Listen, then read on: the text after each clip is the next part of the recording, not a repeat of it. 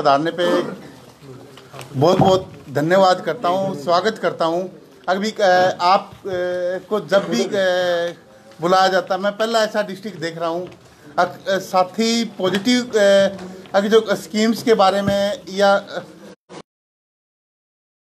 के दौरान लगभग सारी की सारी जो पब्लिक को जानकारी ठीक ठाक मिलती रहे, इस तरह की न्यूज़ पब्लिश की। और कल जैसे टीकाकरण के बारे में आज बहुत से जो सारे के सारे अपने प्रिंट मीडिया है या इलेक्ट्रॉनिक मीडिया है, उन्होंने जो कोविड वैक्सीनेशन कल से अभी जो नेशनल हेल्थ प्रोटेक्शन स्कीम 2018 में फरवरी में 2018 में श्री अरुण जेटली जी ने बजट पेश किया था 1 फरवरी को।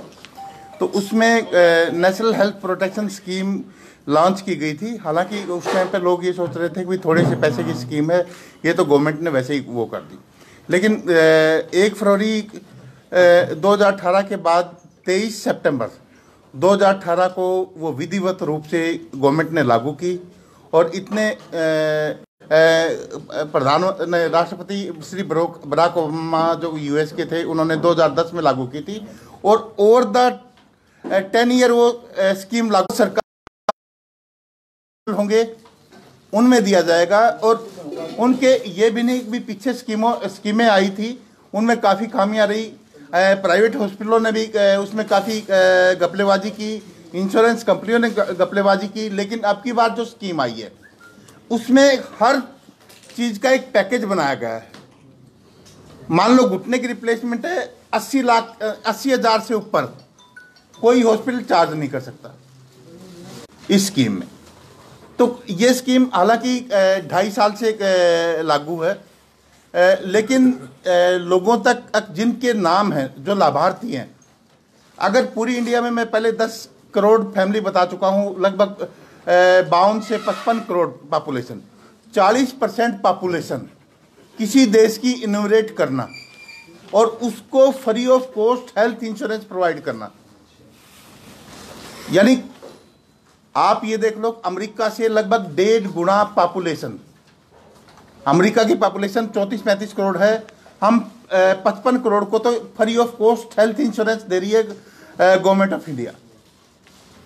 तो ओबामा केयर में सिर्फ कितने थे? 2.5 करोड़ वो थे, 2.5 करोड़ लाभार्थी थे।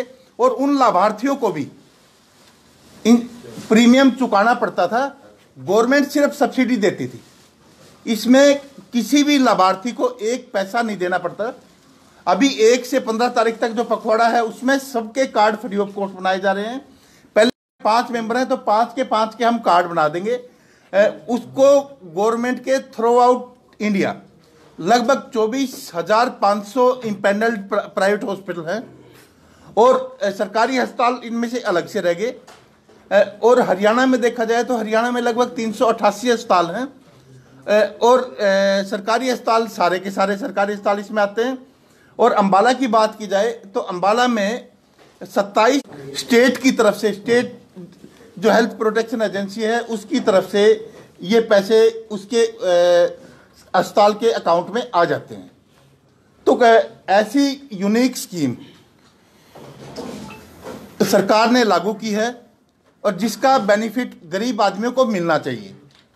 बिल्कुल ऐसे लोग, हालांकि चलो कुछ एक सर्वे में कमियां होती होंगी, लेकिन ऐसे लोग बिल्कुल गरीब लोग लिए गए हैं। उनमें आप देख रहे हो कि भी हार्ट के ऑपरेशन करवा के आ रहे हैं, किडनी बदलवा के आ रहे हैं, चाहे घुटने बदलवा रहे हैं, जिनकी अप्रोच, मैं खुद अपने रिलेटिव्स को देख रहा हूं जो जमींदार हैं, जिनकी 5-7 एकड़ ज़मीन है, वो अफोर्ड नहीं कर सकते घुटने बदलवाना। लेकिन इसमें अपने दोनों घुटने एकदम बदलवा के 1,60,000 रुपये में दोनों घुटने बदलवा के मैंने ऐसे बहुत से वो देखे हैं। और उस अस्पताल की जो एम्बुलेंस है उसको घर तक छोड़ के जाती है और उसका पोस्ट ऑपरेटिव जो केयर का खर्चा है वो भी उस अस्पताल के जिम्मे होगा। अभी तक अंबाला में प्राइवेट सेक्टर में 27 अस्पतालों में 7,000 लाभार्थियों ने लाभ लिया है और लगभग 10.5 करोड़ रुपए के आसपास सरकार इसके ऊपर खर्च कर चुकी है। प्राइवेट सेक्टर में जो गवर्नमेंट सेक्टर है, गवर्नमेंट सेक्टर में अभी तक 7 अस्पताल में 6 करोड़ 60 लाख रुपए सरकार इसके ऊपर खर्च कर चुकी है, जिनमें से मैक्सिम जो आपको पता है, अब जो यहाँ का जो हार्ट का सेंटर है उसमें लोगों के हार्ट के स्टंटिंग हुई हो, अभी भी आप अगर आप जाके देखोगे तो उसमें 50% वो इलाज करवा रहे होंगे। तो लेकिन इस पखवाड़े की जरूरत क्यों पड़ गई है हमारे को? अब पूरी इंडिया में 55 करोड़ कह रहा हूं मैं, हरियाणा में 15 लाख फैमिली हैं, 75 लाख के आसपास लाभार्थी हैं हरियाणा में। अंबाला में लगभग 65,000 फैमिली हैं, 65,000 फैमिली में 3,13,000 लाभार्थी हैं हमारे पास। फ्री ऑफ कॉस्ट कार्ड बनवाएंगे ताकि वो लाचार आदमी अब बीमारी के दौरान ये तड़पता ना रहे, उसका इलाज टाइम पे पैसे के हो, सारा का सारा फ्री ऑफ कॉस्ट उसका इलाज आयुष्मान भारत या प्रधानमंत्री जन आरोग्य योजना के तहत उसका इलाज होगा। मेरी आप लोगों से सिर्फ यही है कि भी आप इसका मैक्सिमम प्रचार प्रसार हो। 1 तारीख से लेकर 15 तारीख तक कोई एक पैसा नहीं लगेगा किसी भी कार्ड बनवाने के लिए। और कार्ड जो और फिर आके हमारे को कहता है जी अब मेरे इतने पैसे लग गए, कोई सरकारी स्कीम रेड क्रॉस की तरफ जाता है या डी साहब के पास जाता है, मुख्यमंत्री राहत कोष में जाता है। अब मेरे को इसका एक बार इलाज करवाने के बाद तो उस सरकार के पास ऐसी कोई स्कीम नहीं है कि जो पैसे दिए हैं उसके दे। अगर वो शुरू में जाके अपना कार्ड अस्पताल को दिखा देगा, कोई भी अस्पताल अगर मना करेगा हम उसको ब्लैक लिस्ट कर देंगे, कोई एक्स्ट्रा चार्ज करेगा तो ब्लैक लिस्ट कर देंगे। और मान लो हार्ट की स्टंटिंग के लगभग 45,000 रुपये हैं, अगर 45,000 से एक पैसा भी उसने ज़्यादा लिया या बाहर से भी टेस्ट करवाए उसने, तो हम तुरंत उसके खिलाफ कानूनी कार्रवाई करेंगे। और उस 1/3 लोगों तक पहुंच पाए हैं जिनको लाभ मिलना था। अंबाला के लगभग 35% पॉपुलेशन को इसका लाभ मिलना था, लेकिन उनमें से जो अब तक लाभ मिला है वो आप देख सकते हैं, सिर्फ जो जिनके नाम थे उनका भी 33% नहीं हुआ है। तो इस स्कीम का पूरी इंडिया में कोई भी इस स्कीम के बराबर इंश्योरेंस स्कीम नहीं है। अमेरिका जिनका प्रीमियम भी पे कर रहा था, यानी प्रीमियम सिर्फ 40% गवर्नमेंट पे करती थी, 60%, और उन्होंने भी ओवर द ईयर चौथे साल जाके जो प्रीमियम लोगों को चुकाना पड़ रहा था दुगना कर दिया था यूएस ने। हमने इस स्कीम में किसी भी तरह का कोई प्रीमियम नहीं है, सारा टोटली फ्री ऑफ कॉस्ट है। कार्ड भी फ्री ऑफ कॉस्ट बनाए जाएंगे। तो मेरी आप क्योंकि जो आपको पता है कि अलग अलग डाटे हैं, जो बड़ी बीमारी हैं लगभग 5% लोगों को पॉवर्टी लाइन से नीचे ला जाती है अगर बीमार हो गए। और ये है कि जो परिवार बीमार हो गया अब उनकी जमीनें तक बिक जाती हैं, मकान तक बिक जाते हैं, और जिनके नाम है वो अपना इलाज नहीं तो आपकी कॉमन सर्विस सेंटर की मान्यता भी रद्द हो सकती है। डॉक्टर साहब, इसके लिए सर्वे कब किया गया था? लास्ट सर्वे इसका लास्ट सर्वे 2011 में हुआ था, सोशल इकोनॉमिक कास्ट सेंसस। आपको पता है कोरोना के कारण अब की बार का सर्वे थोड़ा डिले हो गया, और सर्वे प्रधानमंत्री जी ने जो इस साल के उसमें था उन्होंने डिक्लेयर भी किया है। श्रीमती निर्मला सीतारमन ने डिक्लेयर किया है अब सारा का सारा सर्वे जो आगे वाले दिनों में डिजिटल मोड में होगा। नहीं तो पहले सर्वे के रिजल्ट आने में 2 साल लग जाते थे, और डिजिटल मोड में होगा। रियल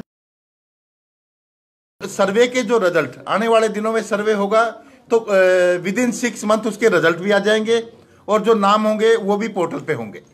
ये जो परिवार पहचान पत्र बनाए जा रहे हैं, क्या उस डाटे का इस्तेमाल भी इसके लिए किया जा सकता है? उस डाटे मैक्सिमम जो सरकारी स्कीमें हैं, जितने भी सरकारी स्कीमें हैं, अब वो एक रूफ के नीचे एक परिवार को सारी की सारी मिल जाएं। अभी उनको क्लब कर दें, अभी तक वो सारे के सारे परिवार पहचान पत्र में आ जाएंगे। कोई किसी का इंश्योरेंस है तो इंश्योरेंस उसमें कवर हो जाएगा, और वो सारे के सारे परिवार पहचान पत्र के साथ लिंक होंगे। और आने वाले दिनों में ये स्कीम भी मोस्ट प्रोबेबली परिवार पहचान पत्र के साथ लिंक हो जाएगी, क्योंकि परिवार पहचान पत्र हरियाणा गवर्नमेंट का इनिशिएटिव है। हरियाणा गवर्नमेंट ने 8 डिजिट का परिवार विशेष आईडी जनरेट किया है हर परिवार के लिए। तो आने वाले दिनों में ये हो सकता है कि उसके साथ इसको लिंक कर दे। जो सर्वे होगा सिर्फ गाँव में या शहरों में भी है? जो सर्वे हुआ था वो गांव में भी है, शहरों में भी है। शहर में जो हमारे को प्रॉब्लम आ रही है, हम नाम डिस्प्ले कर देंगे, आप लोगों को पूरी की पूरी लिस्ट जितनी है वो आप लोगों को भी शेयर कर देंगे। आपको पता है जो वार्ड बंदी है, इस दौरान लगभग 2 या 3 बार वार्ड बंदी बदल चुकी है, और उसका नाम वार्ड नंबर उतने में वो बदल चुका है। 2011 में कुछ और था वार्ड। तो इसके कारण हमारे को शहरों में थोड़ी सी दिक्कत आ रही है। सिर्फ नाम और बाप का नाम था उसमें, और वार्ड नंबर लिख रखा था। सर, जिनके कार्ड बनेंगे उनके लिए क्या है, जैसे लिखा पीछे वही है जी? सर, जब लाभार्थियों के नाम आए थे लिस्ट में, जब सर्वे हुआ था, क्राइटेरिया क्या कुछ था उसके लिए? उसके लगभग 13 क्राइटेरिया रखे गए थे। अब जिसका कोई मकान ना हो, कच्चा मकान हो, स्लम एरिया, जो नोटिफाइड स्लम एरिया में रहता हो, इनकम का क्राइटेरिया रखा गया था 60,000 से कम इनकम हो, जमीन की लैंड होल्डिंग 2 एकड़ से कम लैंड होल्डिंग।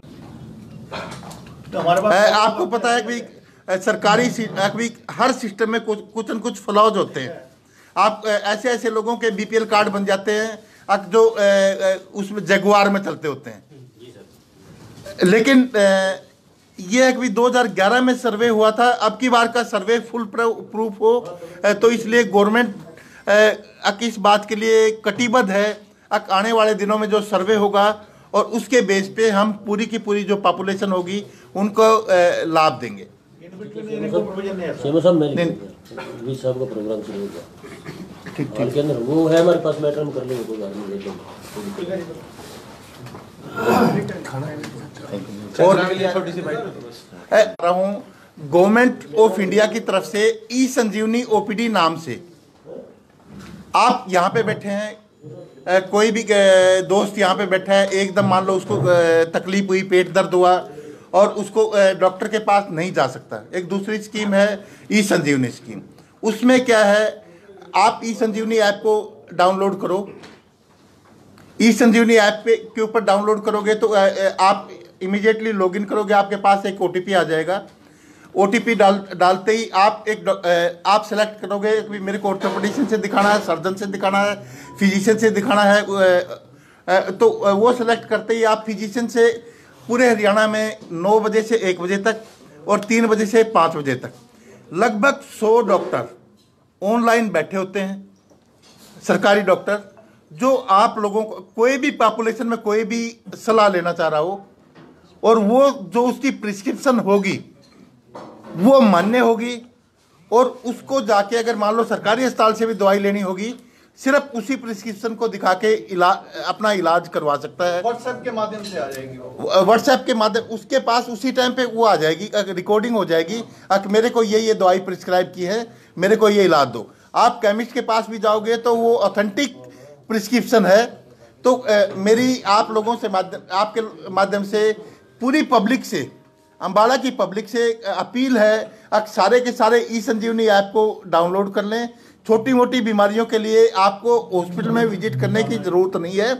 कोरोना काल चल रहा है, इन्फेक्शन रेट दोबारा से बढ़ना शुरू हो रहा है, तो ऐसे में आपको हॉस्पिटल में जाने की, आप क्यों हॉस्पिटल में तो इन्फेक्शन का काफ़ी डर होता है। तो ई संजीवनी ऐप को डाउनलोड कर लें, और ई संजीवनी के माध्यम से आप डॉक्टर से 9 बजे से 1 बजे तक और 3 बजे से 5 बजे तक किसी भी डॉक्टर से आप कनेक्ट हो सकते हैं। वो डॉक्टर आपको जो प्रिस्क्रिप्शन कोई भी दवाई बताएगा, आप वीडियो कॉल होगी उसमें, तो वीडियो कॉल के माध्यम से आप इलाज ले सकते हैं। ये